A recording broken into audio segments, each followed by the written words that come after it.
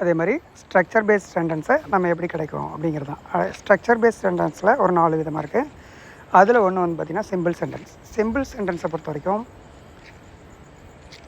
Independent கிளாஸ்ன்னு சொல்லுவாங்க. அதாவது இது இருந்தால் இதுலேயே பொருள் தந்துடும், இதோட எதையும் சேர்க்கணுங்கிற அவசியம் நமக்கு இல்லை.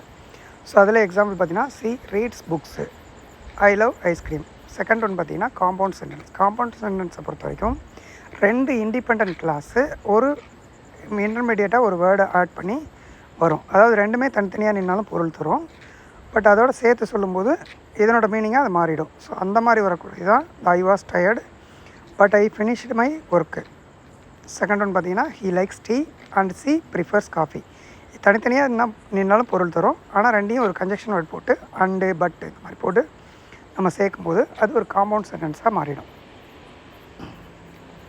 அடுத்து பார்த்திங்கன்னா காம்ப்ளெக்ஸ் சென்டென்ஸ்.